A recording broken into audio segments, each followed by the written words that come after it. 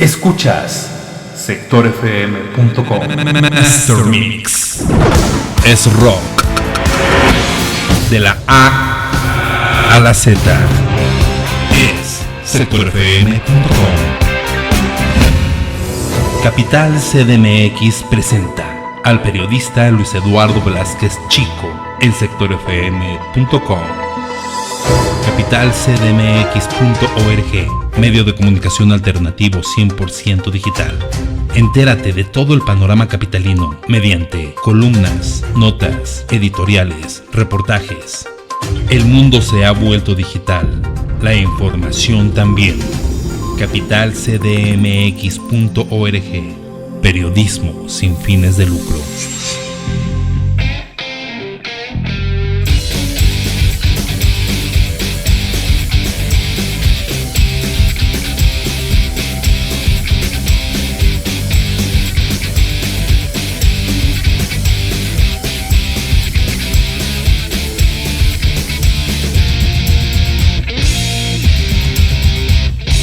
Muy bien, ya de regreso aquí en sectorfm.com en esta tarde de miércoles, nublada tarde de miércoles, y me da mucho gusto recibir en la línea telefónica al director del portal de noticias capitalcdmx.org, también abogado, periodista, Luis Eduardo Velázquez Chico. ¿Cómo te va, querido amigo? Bienvenido a tu casa, sectorfm.com.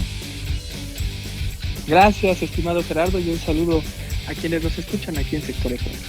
Oye, amigo, pues hay un par de temas por ahí. El primer tema, el asunto de lo que qué está sucediendo en la Ciudad de México en esta semana.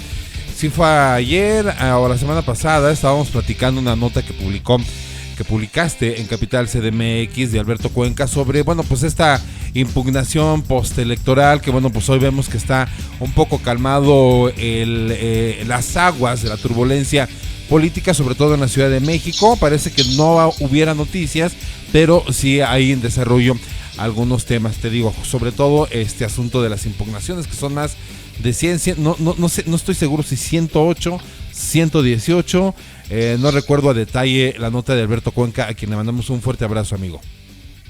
Sí, son las que van hasta el momento que hicimos ese reporte, son 118 impugnaciones, sobre todo a las alcaldías, a los distritos electorales, que son 33 en la Ciudad de México, y también al reparto plurinominal. Pero, esa estadística se va actualizando. Fue un corte que se hizo hasta el 19 de junio, fue cuando se hizo ese corte, y este reporte lo va actualizando el tribunal. Siguen llegando quejas, ¿no? Además, obviamente hay más, porque existe algo que se llaman las tercerías, que es en este caso los que entran en defensa. Por ejemplo, algún diputado que ganó y entonces lo impugnan, ese diputado muchas veces llega a presentar también su defensa e incluso se meten otros como terceros. No hay alguien que se pudiera haber afectado. Le llaman tercería porque es como una persona que dice, oye, es que si mueves ahí me va a afectar a mí, ¿no? Porque es que en el Congreso sí es todo un rollo muy complejo, porque ahí si te pierdes es como el que se va, el que se va a la villa perdió su silla. Ahí sí es de mueven a uno y todo puede cambiar, porque se recorre, tienen que ajustar la paridad, que sean 33 hombres, 33 mujeres, que se cumplan las acciones afirmativas, que cada vez son más, que la persona indígena, que la persona con discapacidad, que la persona migrante, que la persona de la comunidad, de la diversidad, en fin, tienen que hacer un reparto equitativo que cumpla todos esos, esos requerimientos de la ley que ya están ahorita predeterminados, y si mueves uno, te puedes componer todo, entonces afectas al de atrás, y entonces si mueves un resultado, porque entra, vamos a decir, un hombre, y ese hombre te desajusta como mujer, entonces acomodan la lista de otro partido, y entonces el que traía ahí hombre, por ejemplo, por delante, ¿qué crees? Que ese hombre va para abajo y entra una mujer, y entonces eso se vuelve ya un debate muy técnico, muy complejo, porque todos los que están ahí defendiéndose tienen que decir, oye, no le muevas porque vas a quitarlo a él y me afectas a mí, como por género, ¿no? Un ejemplo, por género o por cuota joven, y sí se vuelve ya muy, muy complicado todo ese engranaje por lo tanto se ve complicado que pueda haber ya algún tipo de modificación sustancial de lo que hay. Yo veo que además Morena trae una buena defensa jurídica de lo que hicieron, y en el caso del Congreso, porque vamos a decirlo, en alcaldías, el dato relevante ahorita es que por lo menos hasta el día de hoy, o el 19 de junio, ni Xochimilco ni Tláhuac tenían alguna impugnación. Y las que sí tenían más impugnaciones, por ejemplo, es Iztacalco, en algunas está Iztapalapa, GAM, y bueno, obviamente las que perdió la oposición, que son la Magdalena Contreras, Tlalpan y por supuesto Álvaro Obregón, algo que no se esperaba y que sí vimos ahí a Lía Limón muy sorprendida y por lo tanto como que está tratando de revertir el resultado en los tribunales. Pero digo, Álvaro Obregón y otra alcaldía, no recuerdo cuál, no sé si es Magdalena Contreras, sí la diferencia es pequeña, ¿no? Estamos hablando de 10,000, 12,000 votos, que pues, bueno, nos puede parecer un margen pequeño, pero representa un poquito más de un punto porcentual, que es cuando se obliga que si se haga una revisión y voto por voto. Eso lo establece la ley.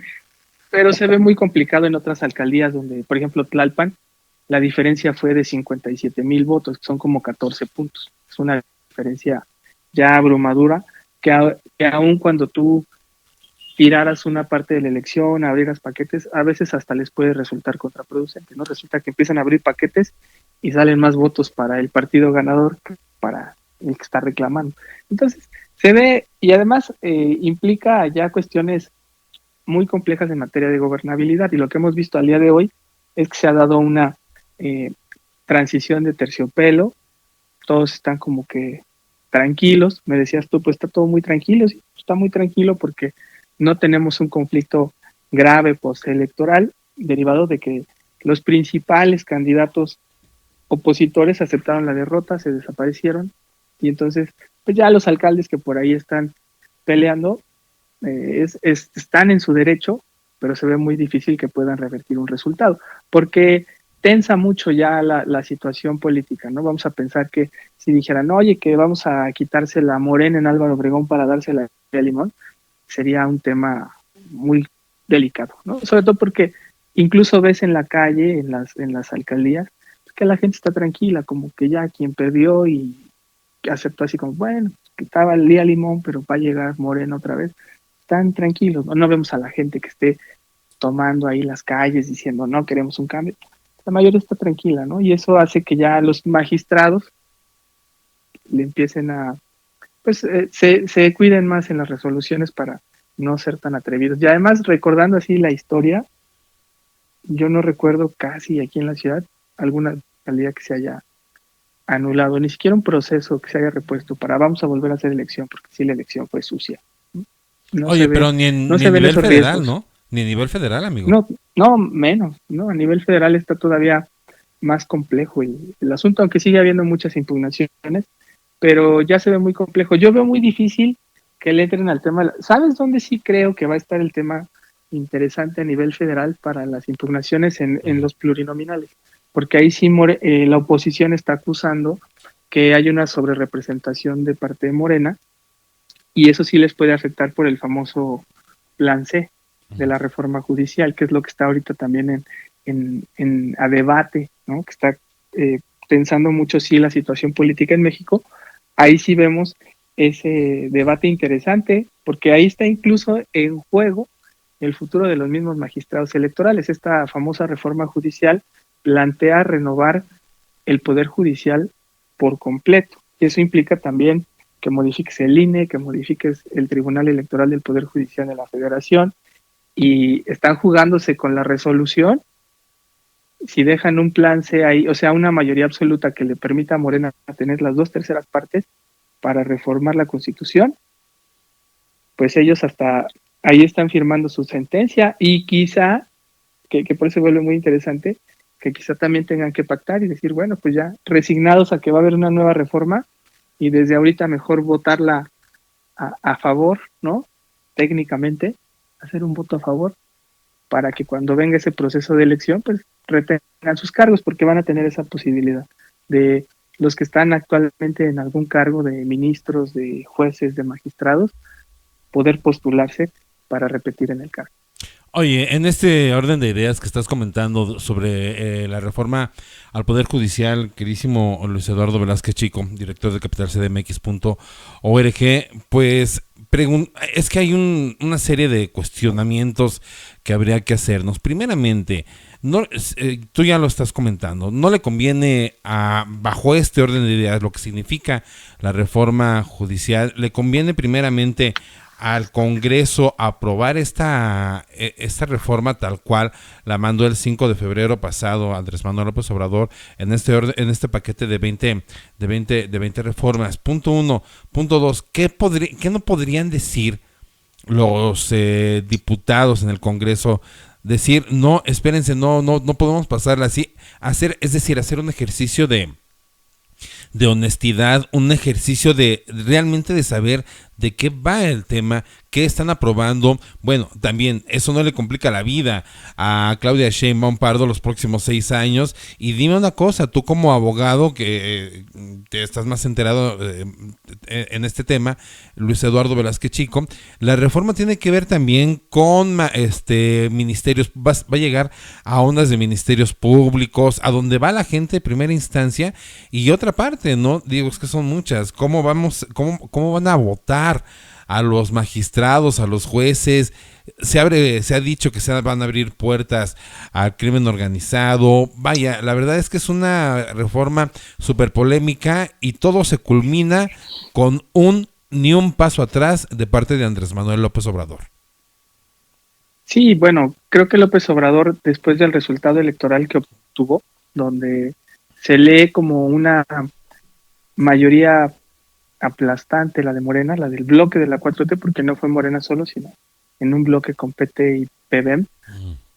Pero vemos que él, incluso su motivación de la campaña fue plantearse el objetivo de ganar esta mayoría absoluta, y por eso se vuelve interesante el debate del reparto plurinominal, porque están diciendo los de oposición, oye, los órganos, el INE en este caso nos está haciendo un reparto injusto, pero es un tema muy, muy polémico, porque se refiere a los convenios los convenios que se hacen de coalición y de candidatura común, que son parte del juego, que a veces resulta muy tramposo, pero así fue como ya está definida la ley vigente. Vamos a poner un ejemplo aquí en la Ciudad de México.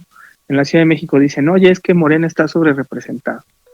Y dices, bueno, sí está sobre representado, pero ellos lo toman en consideración de una trampa que se hizo. Tú recordarás que publicamos en Capital CDMX que se modificó el código electoral para hacer lo de la transferencia de votos. Claro. Y eso permitió lo de las candidaturas comunes, que ya existen, pero permitió esta figura y este tipo de acuerdos, donde, ¿qué es lo que hace Morena? Morena lo que hace es, para obtener plurinominales y tener mayoría de diputados, lo que hace es, me junto con mis aliados, que son el PT y el PBM. Entonces, Morena, ¿qué hizo? Morena registró 15 diputados como suyos para disputar 33 distritos. Y al Verde le puso unos 7 y al PT le puso otros 7. Pero esos otros 7, o ese número, digo, estoy hablando así de números generales, no estoy dando los exactos, pero para tener el ejemplo, pues resulta que 5 que puso en el PBM son militantes de Morena, o sea, conocidos por todos. O sea, porque incluso muchos de ellos hoy por hoy son diputados de Morena en el Congreso de la Ciudad. Pero se registraron en el convenio, se registraron como diputados del PT. O sea, hoy están como diputados de Morena, pero para la elección se registraron vía PT. Entonces, ganan en los distritos. Ganan en los distritos, y cuando ya viene el reparto plurinominal que se hace con base en el convenio, este convenio de candidatura común, ese convenio trae porcentajes y dice, de el 53% de la votación va a ser para mí Morena, el otro 26% va a ser para el PT y el resto va a ser para el PBM. Y con base en eso tienen que hacer la asignación de lo que le correspondería a cada partido en votación. Y eso lo hacen ya con base en las votaciones y que el cociente mayor y que el resto mayor, ¿no? Y entonces empiezan ahí con estas fórmulas matemáticas para definir que a ti te tocan 5, que a mí 4, que a ti 3. Y ahí Morena, digamos, puede, o sea, lo que se entiende que es como una trampa, pero es, digamos, una trampa que está ilegal, es la ley vigente. Es que Morena dice, el Instituto Electoral lo que hizo en un principio fue que quiso asignar con base en la militancia de los personajes que ganaron. Y entonces decir, no, pues como Morena ganó 25, en realidad, esos 25 que ganó, entonces ya nada más te tocan 2 plurinominales. Y Morena dijo, no, no, no, perdón. Yo solo gané 15, porque en el convenio dice que yo siglé a 15 diputados. Y entonces la autoridad electoral le decía, oye, pero es que ese que tú metiste por el PT es actualmente diputado de Morena, es de Morena, no es del PT. Sí, no, pero él se registró como candidato del PT y ganó. Entonces, ese cuéntaselo al PT, no a Morena. Es un tema muy delicado y tramposo, que lo supieron jugar muy bien, pero volvemos a lo mismo. ¿Quién lo validó? ¿Quién lo legitimó? La oposición, porque la oposición también avaló esa reforma electoral, porque también en su momento vieron cierta conveniencia para esa ley. Dijeron, esta ley, pues sí está tramposa, pero nos puede beneficiar. Y ellos también pudieron haber hecho lo mismo, solo que ellos quisieron jugar con el convenio de coalición para ir separados, porque acuérdate que esa es la diferencia entre los dos proyectos. Morena sí tiene un proyecto, digamos, sólido, que tienen un referente, un líder que los subordina y los hace funcionar, y la oposición eran 3 bloques divididos, 3 personas que se juntan y dicen, no, no, esto es mío, no, esto es tuyo, esto es, y de ahí no avanzaron. Y entonces por eso ellos fueron en este convenio de coalición donde cada quien protegía lo suyo, pero al final no se aglutinaban para ganar un poco más. Y hoy lo que están diciendo, ay, nos hicieron trampa, nos les están dando más. Pero ya cuando uno revisa los porcentajes, pues te das cuenta que el reparto en cuanto a porcentajes es equitativo. Es decir, Morena Pero ganó, tramposo. es tramposo desde el origen, pero legitimado por los que debieron de haber desde un principio evitado la trampa. Porque ellos sí tenían en ese momento, sí tenían la posibilidad para frenarlo por la vía de una acción de inconstitucionalidad y desde el Pleno como frenaron lo de Ernestina Godoy. Pero pues te digo, a ver, aquí hay que tener seriedad. Si tú estás viendo que viene una trampa y la dejas pasar porque dices, pues a lo mejor me conviene, sobre todo cuando ya se veían como que iban a ganar, pues dejaron correr la trampa. Entonces esa trampa, pues al final te va a impactar. Entonces ellos desde un principio debieron oponerse, hacer todo lo posible por detenerlo, para que eso no avanzara. Porque esas son prácticas y estrategias muy comunes a mí me tocó vivir, estaba yo recordando, en 2008 yo fui a cubrir la elección de Coahuila, y en Coahuila igual estaba Humberto Moreira, imagínate, de esos priistas que son así muy, con esta visión también absolutista, ¿no? De ganar todo. Y yo recuerdo que, ya no recuerdo bien cuántos diputados eran, pero eran a un orden como de 30 los que estaban en disputa.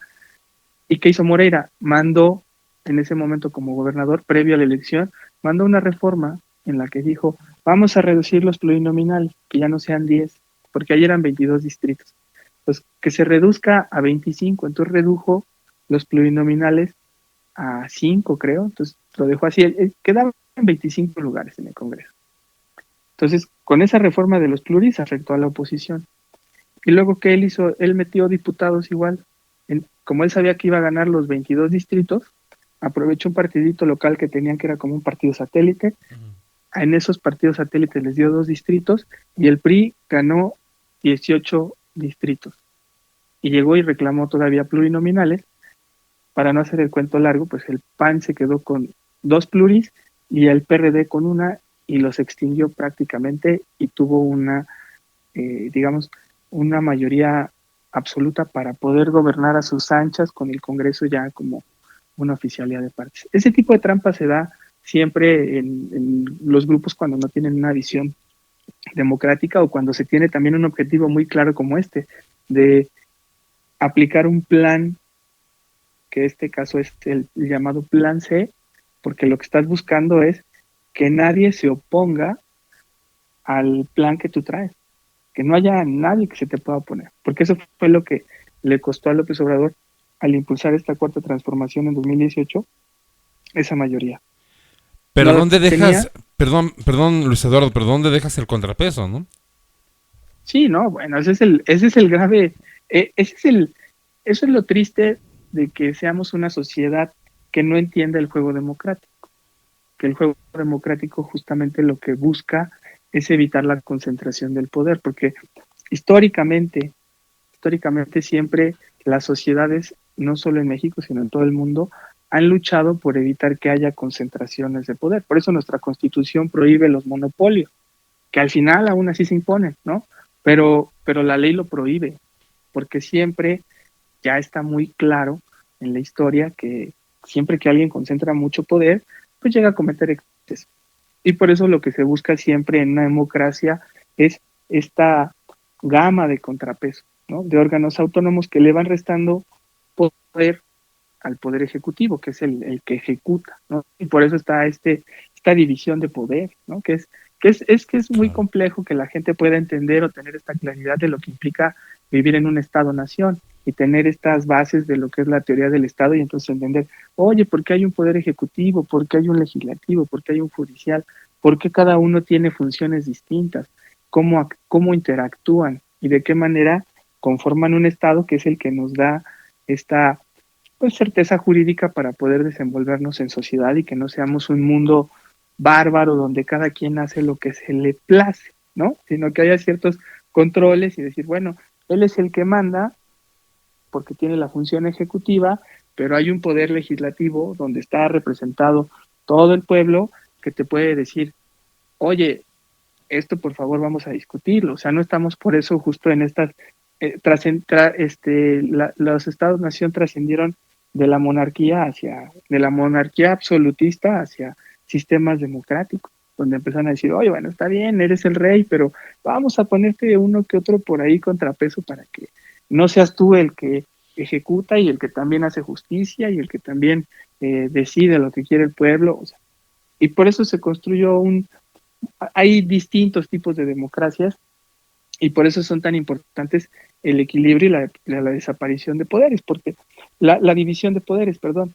Pero lo que vemos, y creo que es lo que hay que entender, que estamos viendo a un gobierno, a un movimiento que, que ha predispuesto y diseñado todo para no solo gobernar, sino reinar en México. Y eso creo que les quedó muy claro en el 2018, porque en el 2018 ganan con una buena votación, pero justo empezaron a ver estas limitaciones, es decir, es que queremos hacer esto, no se puede porque el Poder Judicial no lo va a frenar, queremos hacer esto, no se puede porque no lo va a frenar el INE, no porque el INAI, entonces empezaron a decir, aquí tenemos un problema, ¿y cuál es la solución? Pues que tú reines, y para reinar hay que controlarlo todo, y eso implica volver a hacer un replanteamiento de todo, de todo. O sea, ya en este caso estamos viendo, diseñaron normas para tener esta sobrerepresentación en el poder legislativo, tienen el control del ejecutivo y ahora dicen, pues vamos por un nuevo poder judicial, que, que digamos, tiene sus bondades, una nueva reforma judicial, pero a mí sí me parece sumamente grave y arriesgado lo que implica, porque o sea, trastoca totalmente al gremio del derecho, ¿no? Desde su formación, ¿no? O sea, los jóvenes incluso que hoy están preparándose como abogados, van a salir y van a tener que enfrentar otro tipo de profesión, porque hay muchas cosas que todavía no sabemos. Hoy está ahí medio desglosada la iniciativa o medio explicada, por ahí la explicó la secretaria de Gobernación, explicó cómo va a ser esta iniciativa, pero yo no la conozco todavía bien en papel y ya, o sea, ya esta parte legislativa, cuando yo empiezo a ver el dictamen y saber cómo viene, qué detallitos trae artículo por artículo, si no tenemos nada más así como que un gran boceto que nos dice que se va a renovar todo el Poder Judicial. Hablan nada más de 1.600 cargos, pero pues eso todo lo que implica, ¿no? Tú preguntabas, ¿cuánto va a costar? Bueno, pues una elección por ejemplo, la que jugamos ahorita en el 2024, en lo nacional, costó, digo, obviamente fueron muchísimos más cargos, 19,000 contra 1,600, pero costó como 22,000 millones, que es el presupuesto del INE, sin contabilizar los 10,000 millones también de pesos que se les dan a los partidos políticos para su financiamiento. Entonces, no creo que llegara a costar eso la elección, la judicial, pero sí estamos hablando de que mínimo son unos 15,000 millones de pesos. Organizar un ejercicio de esa naturaleza para elegir en todo el país a 1,600 jueces. Y lo otro ya se vuelve también muy complejo de revisar, porque yo no veo todavía mucha certeza como para ver en torno a qué se van a poder hacer los filtros para definir quién puede ser candidato. Aquí lo que entiendo, como lo han explicado, es que va a seguir siendo, en el caso de los cargos más importantes, los ministros, los magistrados, va a ser el presidente de la República, el Senado, los que propongan las ternas, ¿no? Para decir. Y eso hará un filtro, pero ahí yo ya lo veo también ese reacomodo un tanto cuanto absurdo. Hoy por hoy, por ejemplo, pues ¿qué pasó con el último ministro de la Corte? Pues lo definió el presidente y Morena con su mayoría. Entonces, Batres, ¿no? sí, yo digo, o sea, si lo que quieres es, claro, si lo que quieres es renovar, tienes que modificar ciertas cosas, pero en realidad, o sea, están queriendo renovar todo, pero para dejar todo igual, solo que controlado por ellos.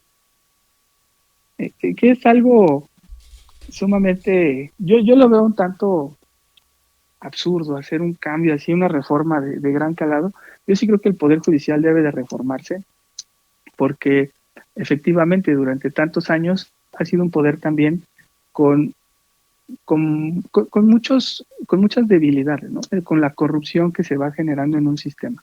Y ha sido siempre un poder judicial hermético, intocable, y muy poco transparente.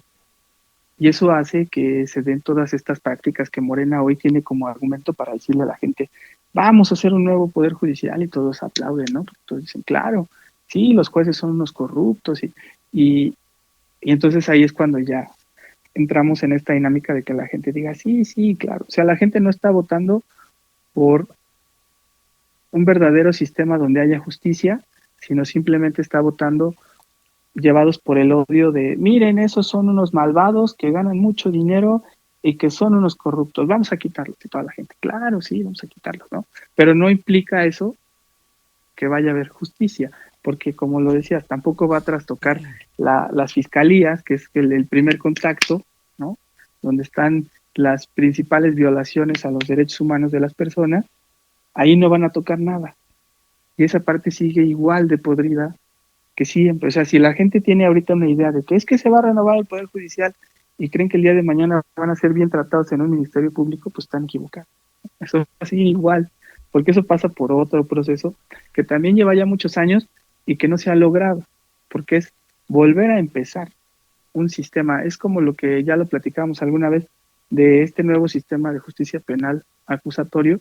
Pues la reforma se hizo en 2011, pasaron más de 8 años para que pudiera entrar en vigor, y se fue haciendo de manera escalonada, y cuando entró en vigor, ¿qué fue lo que pasó? Que muchos delincuentes salieron a la calle, y luego ya el problema que teníamos era que estaban creciendo los delitos, y todos, es que la culpa es del nuevo sistema de justicia penal, y no, pero es que ahora hay más justicia. ¿Y cuál? ¿No? Ya vimos que no hay más justicia, porque vimos incluso estos excesos donde mucha gente fue metida a la cárcel con la prisión preventiva oficiosa, ¿no? Y que siguen estando esos debates ahí. ¿Y para qué hacemos el cuento largo? Lo que Morena está buscando es tener el control del Poder Judicial. Esa es la realidad. Oye, por más que le busquen, esa es la realidad, y lo van a lograr probablemente, ¿no? Hay dos temas. Uno, mencionabas el asunto de la austeridad y como bien apuntabas, ¿no? Este discurso de odio señala justamente a los que según esto ganan más y que tienen mucha lana y que se les va mucho dinero del presupuesto para ellos. Yo, como referencia, nada más, Luis Eduardo, no han tocado de ninguna manera y para nada el servicio exterior mexicano. Y el servicio exterior mexicano cuesta mucho dinero porque hay gente que mandan a trabajar a otros países y les dan pues dietas muy altas, de dinero, dependiendo evidentemente del rango, pero vaya, pues les dan unas dietas muy altas, les pagan menaje de casa, y es todo de verdad un tema que también habría que revisarse si de austeridad republicana habría que hablar. Por otra parte, en este orden de ideas también sobre lo que se pretende con la reforma al Poder Judicial, se ha puesto como en estos últimos días se ha puesto como ejemplo lo que sucedió en Bolivia cuando Evo Morales llegó a la presidencia, pues fue justamente una parte hizo algo como lo que está hoy haciendo Andrés Manuel López Obrador de reformar el Poder Judicial, de tener el control del Poder Judicial, y lo que vimos fueron 4 periodos de Evo Morales cuando la Constitución solamente le daba chance de 2 periodos. Entonces, pues estamos ante un tema en la reforma judicial, ante un tema que pues más bien beneficia a Andrés Manuel López Obrador en su persona, no tanto al sistema que pretende dejar para el bienestar de los mexicanos, Luis Eduardo. Pues justo yo creo que es la gran disyuntiva, ¿no? De que ellos lo plantean así, con ese argumento muy claro. Tenemos que eliminar el Poder Judicial porque hoy son representantes del poder económico y de la oligarquía, no son representantes del pueblo.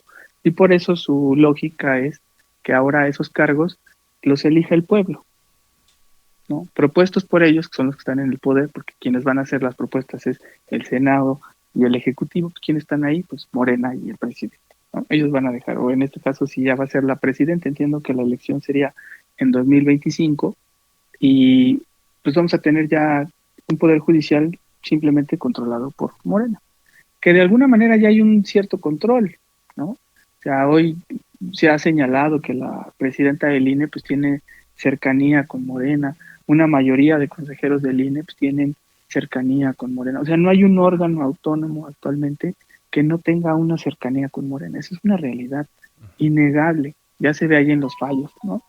Entonces, y vemos una oposición tan debilitada que ahorita ya no hay quien defienda, ¿no? O sea, yo no veo que nadie esté convocando a que salgan a marchar para evitar la reforma judicial, ni siquiera a la gente del Poder Judicial se ha visto movilizada. Ya acuérdate que les tocaron su dinero con lo de los fideicomisos y medio protestaron, pero se echaron para atrás. Entonces, se ve que es un cambio prácticamente ya consumado, y creo que lo que hay que esperar es, pues sí, tener la esperanza de que pueda haber cambios que sean positivos. Que para un poder tan complejo como el judicial, sí se ve un tanto oscuro el camino a andar, ¿no? Porque te digo, implica mucho para el gremio, ¿no? Ellos dicen que todavía van a mantener esta cualidad de que tengan que acreditar, ¿no? Quienes vayan de candidatos tengan que acreditar su cédula como abogados y además su expertise en el ámbito judicial. Y eso dices, bueno, si eso se mantiene, pues, ¿cuál es el problema, no? Vamos a salir a votar por gente que tiene un perfil técnico. Lo que tienen, y por eso el gran temor de la gente ahorita es que los que van a llegar ahí, todos van a ser con afinidad a la Cuarta Transformación. Y entonces, todo lo que plantee el presidente de la República o la presidenta de la República, y que avale el Congreso también, ya no va a ser detenido en el Poder Judicial, como lo vimos en este sexenio, ¿no? Claro. Que el presidente planteaba una iniciativa, el Congreso la debatía, al final salía, pero llegaba a la Corte y la Corte equilibraba. Y ese es el gran miedo, ¿no?, que se tiene. Un nuevo Poder Judicial pues implica que ya tengan todo el poder. El poder judicial había sido el contrapeso más fuerte a la Cuarta Transformación y hoy parece que ya lo tienen. Pero ahí es cuando viene la reflexión. Pues, también tienen la legitimidad para hacerlo. Ganar una elección de una manera aplastante ante una oposición que no se pudo poner enfrente porque también participó. O sea, pues, todo el mundo dice, sí, pero es que hubo trampas. Y sí, pero tú participaste. Te aprovechaste también de algunas trampas. Y ahí ya se pierde todo este discurso para poder hacerle frente a algo, ¿no? Tú te tienes que distinguir y diferenciar desde el principio en el que tú no aceptas una trampa. Claro. Si tú participas en un juego donde tú ya viste que hay trampa y tú también hiciste trampa, pues al final ya, ¿para qué te quejas de que perdiste? Es que hizo más trampa. Pues sí hizo más trampa, pero tú también hiciste trampa. Y ese es el gran dilema que tenemos como sociedad, que es muy complejo, porque yo sí vi una sociedad civil motivada de generar un contrapeso, un cambio, pero que era, pues que su única forma de expresarse era mediante una cúpula de partidos que están acostumbrados a ese viejo sistema político de hacer trampa, solo para beneficiarse, porque ahí los ves, o sea, los que perdieron, ahí van a tener su representación. O sea, Alito va a estar en el Senado, Marco Cortés va a estar en el Senado, pues ellos ganaron, pero la sociedad pierde. Entonces, esa sociedad que tenía motivos para generar cambios. Y eso es lo que yo veo muy complejo en este proceso, que la 4T tiene o sea, le guste o no a quien sea, la 4T tiene hoy una legitimidad ganada en las urnas. ¿Sí? Como decimos, es que el juego fue tramposo, sí, pero también lo aceptaron, ¿no? Todos los que participaron fueron aceptando cada una de las trampas. Y vamos o sea, aquí en la ciudad hay ejemplos clarísimos, ¿no? Esto que se acusan de que es que él es de Morena, pero se está registrando por el PT porque quieren hacer esta trampa. Y en el convenio de coaliciones de la oposición era lo mismo, ¿no? Oye, es que este alcalde es del PAN, pero se registró por el PRI. Y dices, bueno, a ver, le entraron al juego. Porque es un asunto en el que dicen, bueno, pues esta reforma nos puede convenir. Y para ponerlo más claro, jugaron el todo o nada y se quedaron sin nada, pero ese que se quedó sin nada pues fue la sociedad civil que quería un cambio. Sí, no los dirigentes. Exacto, los dirigentes están ahorita de vacaciones, de verano y esperando a que todo pase para tomar su posición. Y eso es, digamos que es lo más triste, ¿no? Que sí se nota en la sociedad, por lo menos yo sí lo he percibido, un poco de desánimo, ¿no? De decepción, de desilusión en cuanto a esta oposición para poder frenar.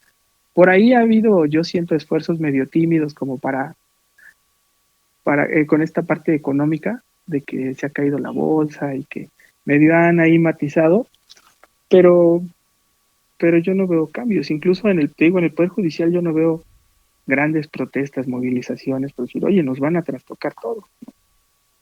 Pero porque seguramente también hay pláticas También, yo no creo que pueda haber un cambio radical desde cero, ¿sabes? Estamos hablando de algo es una maquinaria muy compleja.